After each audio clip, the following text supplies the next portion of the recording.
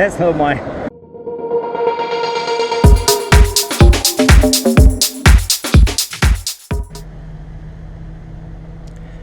This is Summerville, South Carolina. And this is one crazy truck stop. I was here before. This is a Pilot, and it's probably the smallest Pilot I've ever seen. It has about 10 parking spots, you know.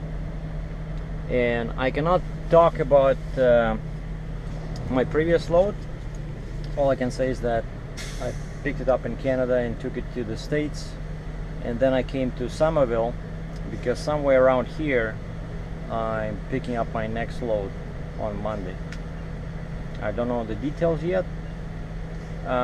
What I can add about the load from Canada is that it may or may not be a part of Mexico space program. I came here and I was lucky to get the last parking spot. There was a guy parked next to me, not this yellow truck, but another one. There was right here, right? And actually there's no parking there. This is the last parking spot you see here.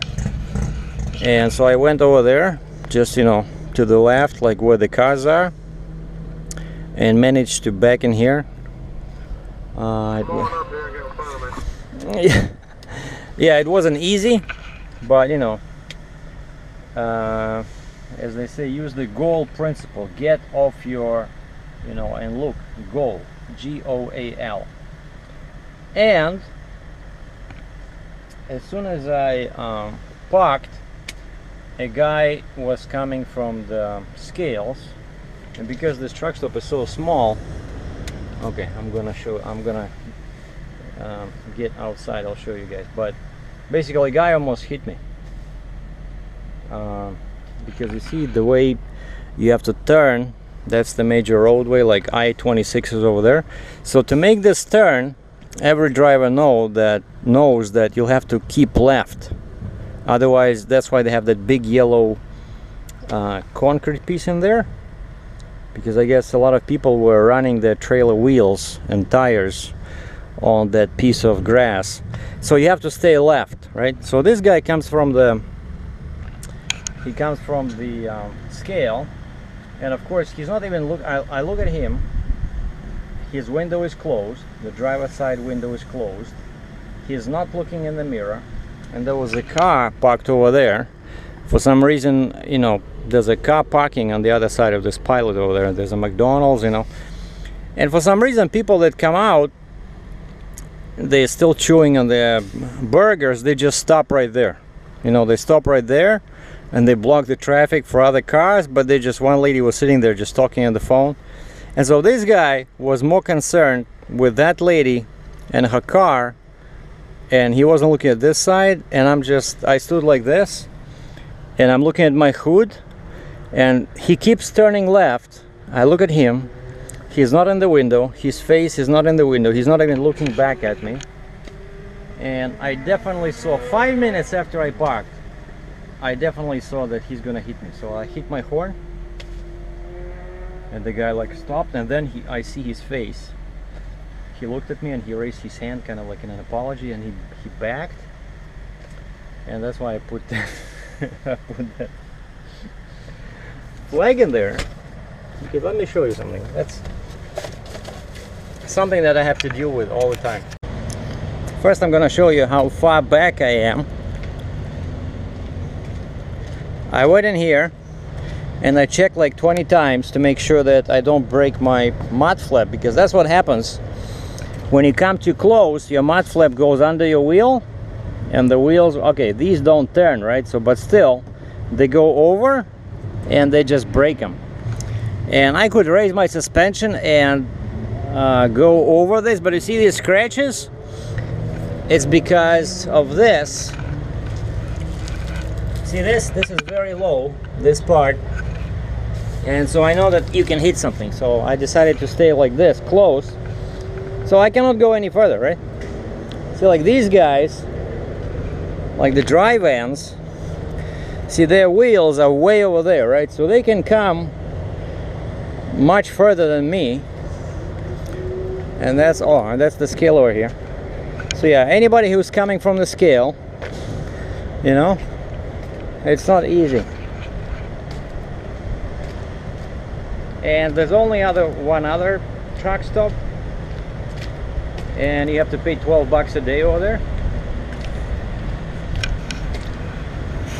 Now look, you see how my truck, okay, those guys are even more because it's at an angle, they stick out, but I'm more forward than these guys over here, right? And that's why I was concerned. I put this flag on. Now in other news, I don't know if you saw my photography video. This is my Nikon D7200, and I bought it off Amazon together with the lens, Amazon Canada. And so the camera was sold by Amazon Canada with 1 year warranty, which is fine, even though you get 2 years warranty if you buy it at a store for just maybe 100 bucks more, and they can match the price. But I don't know, I was on the road, I wanted to do something because I sold all my cameras before, right, when the time was difficult. So I got this with a Sigma lens, and then Sigma is sent to me very nice lens, but I opened the box and there's a warranty coupon. And again, this one was bought at the same time as the camera, just a couple of weeks ago, and the coupon inside, you know, like the Sigma manufacturer's coupon, it lists countries where the warranty is valid. And I read all the names and I kind of like weird, you know, Asia, basically China, you know, India, Australia, New Zealand were the only 2 English speaking countries on that list, and then Russia, but no Canada, no US. And I emailed the exclusive distributor of Sigma lenses in Canada, which is called Gentech International. And so if you buy that lens, that Sigma was a 24-105 f4. Hefty lens, but very nice quality, you know. So if you buy it from a photography store, like a licensed photography store, through this Gentech, you get 7 years warranty, free.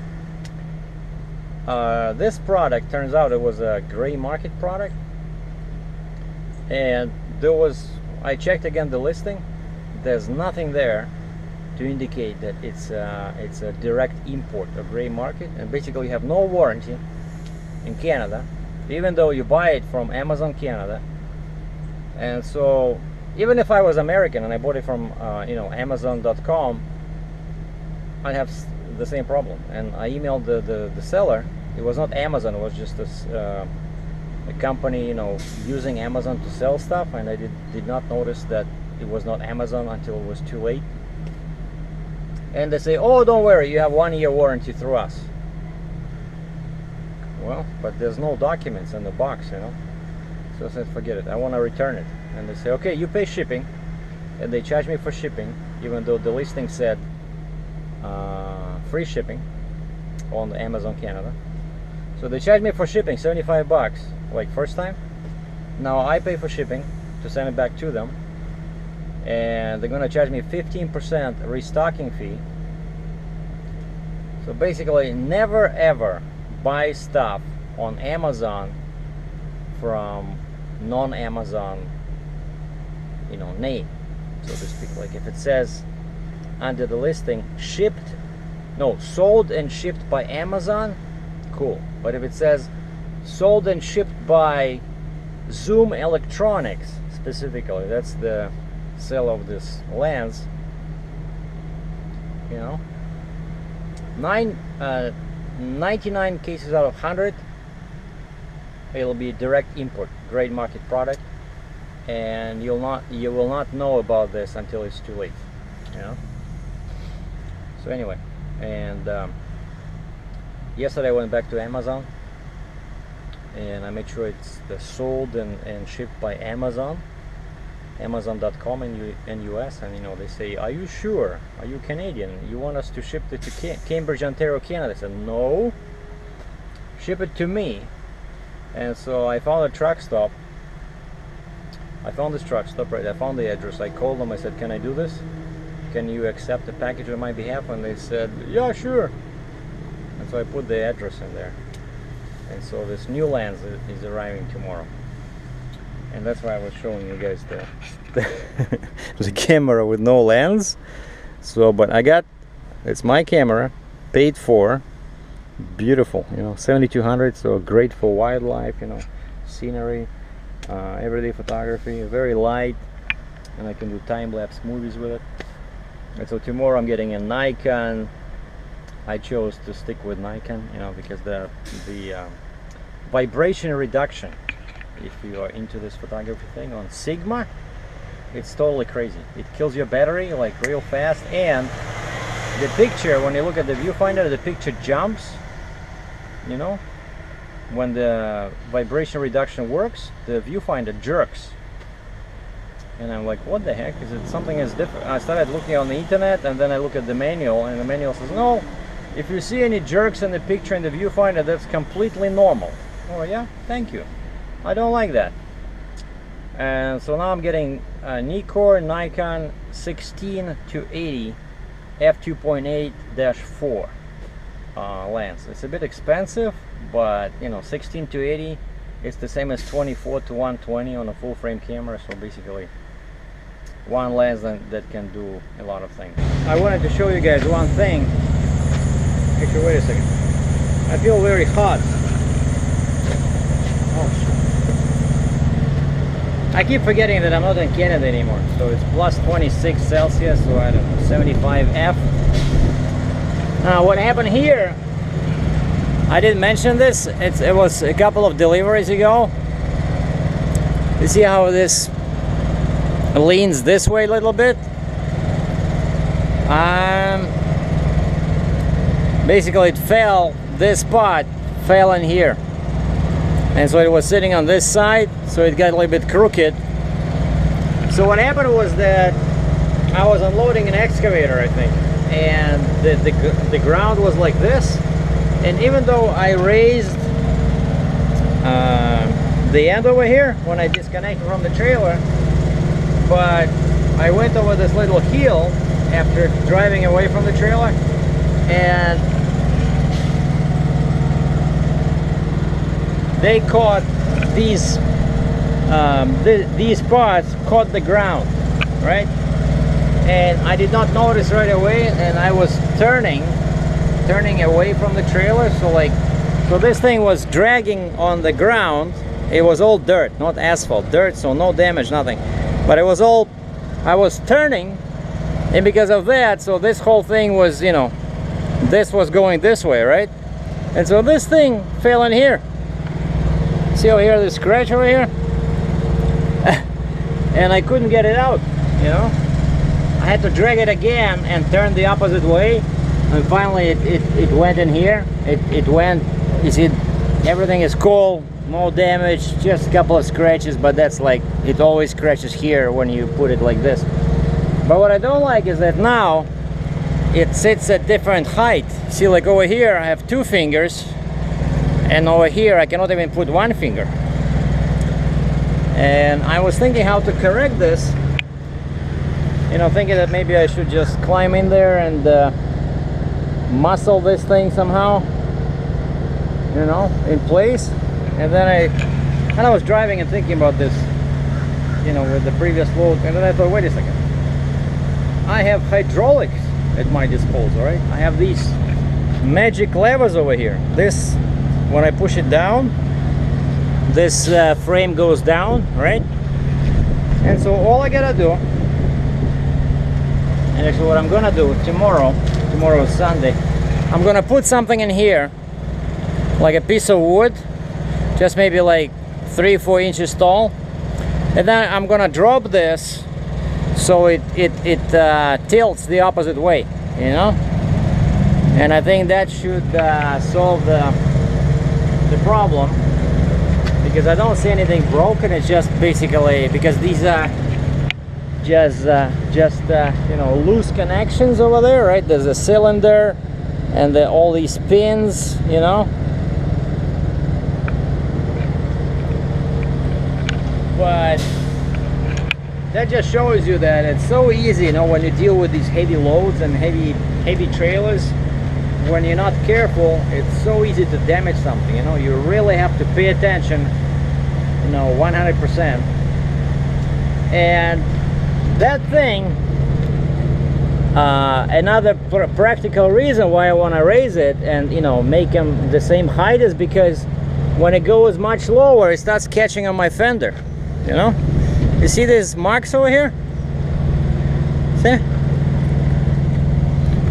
So now it's still okay, but if it goes like somewhere to here and it loses pressure like gradually, when I turn, when I go, you know, around the corner, it starts doing this. And I say this is my repair. Remember, this damage was done by that road construction machine. This thing is amazing. JB Weld.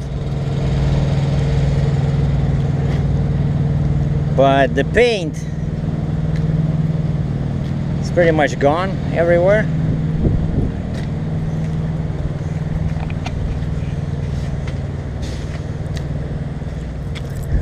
Look at this.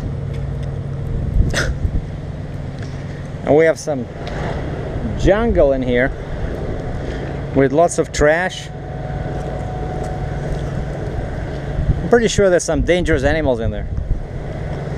I'm not going there, but I might go over the interstate, just go for a walk, because there's Starbucks in... What the... You know, it's always a mystery. Why there's always nails on asphalt? Usually it comes from this. It comes from broken skids, you know?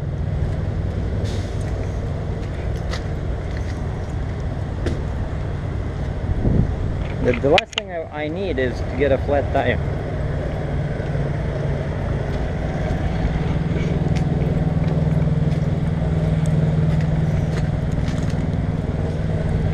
Well, I don't see any more nails. That's a good thing.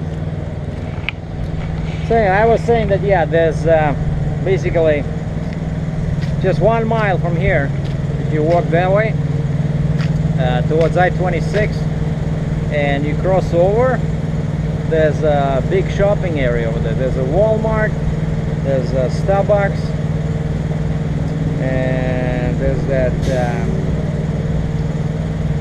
I forgot the name of the place, but they make like good salads and, you know, good food. Here's what it looks like from the car side. You see, that's where they get gas, and you can go inside McDonald's, and the diesel fuel pumps and the scale is over there.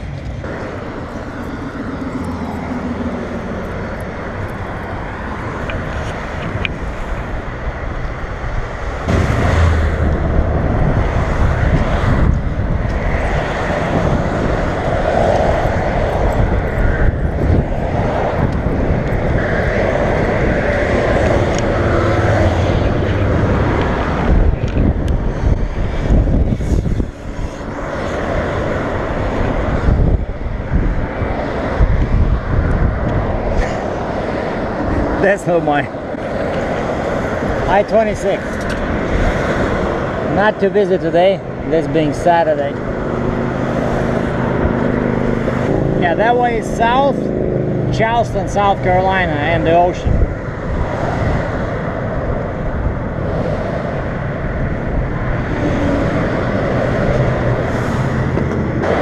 I'm standing at the pedestrian crossing. You would think that somebody would stop. Fat chance.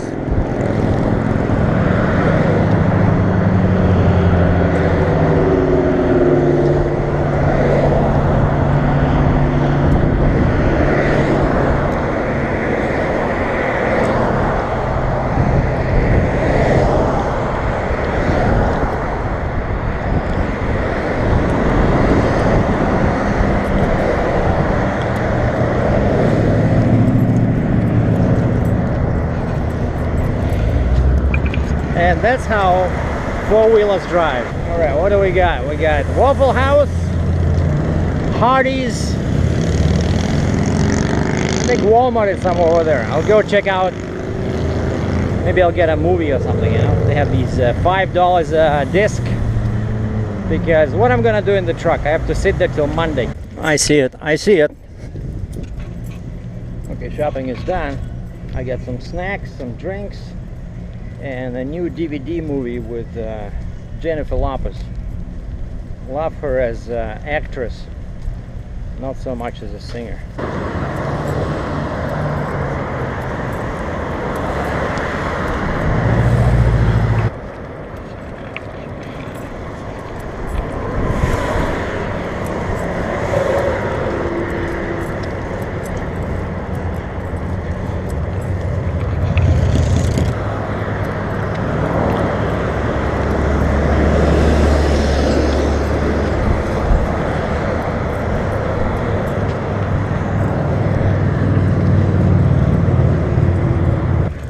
Yeah, lots of pickup trucks here at the dealer next to the truck stop, and these GMC. But you know what? I look at them, I don't miss my truck. If I could lay my hands now on my Mazda with cool leather seats and just go for a spin, I'd be one happy camper. Yeah, look at the sleeper on this baby.